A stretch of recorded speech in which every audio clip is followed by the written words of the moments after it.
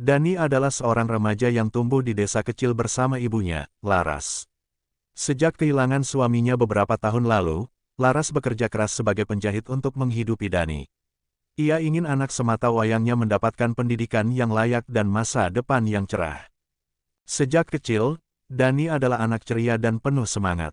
Namun, seiring bertambahnya usia, ia berubah. Ia lebih sering mengurung diri, jarang bicara dengan ibunya, dan selalu sibuk dengan ponselnya. Laras awalnya mengira ini hanya fase remaja biasa, tetapi semakin lama, perubahan Dani makin mengkhawatirkan. Dani mulai kecanduan internet. Awalnya hanya bermain game dan mengobrol dengan teman-teman, tetapi lama-kelamaan ia menemukan konten-konten yang membuatnya semakin tenggelam. Ia merasa bersalah setiap kali melakukannya, tetapi dorongan itu terlalu kuat. Hari-harinya di sekolah memburuk. Ia sering terlambat, nilai-nilainya turun, dan emosinya tak stabil. Laras melihat semua itu, tetapi setiap kali ia bertanya, Dani selalu menghindar.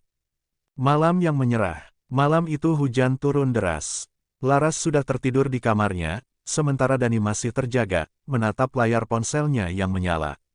Sesuatu dalam dirinya bergejolak. Ia bangkit dari tempat tidur, jantungnya berdebar kencang.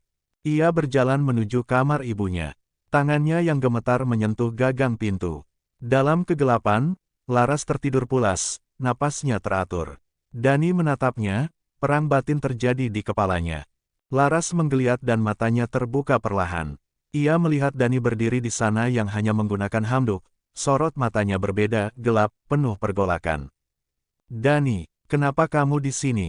Tanyanya dengan suara parau. Dani terdiam, napasnya berat, tubuhnya menegang.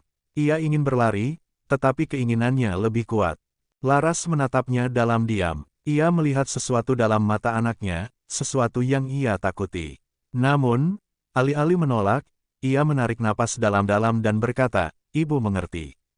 Dani terkejut. Apa, beneran ibu mau nurutin apa yang Dani mau? Laras menatap anaknya dengan mata berkaca-kaca. Ibu akan melakukan apapun yang kamu mau, nak.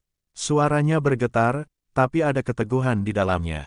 Dani maju selangkah. Bebu, aku mau seperti ini. Laras tersenyum lemah. Jika ini yang bisa membuatmu kembali seperti dulu, ibu akan menuruti permintaanmu. Dani menggigit bibirnya. Tangannya gemetar. Ia melihat ibunya, wanita yang selalu menyayanginya tanpa syarat, kini menawarkan sesuatu yang seharusnya tak pernah terjadi. Air mata mengalir di pipinya. Bu, maaf. Laras tersenyum tipis, lalu menarik Dani ke dalam pelukannya. Nak, kamu masih bisa memilih.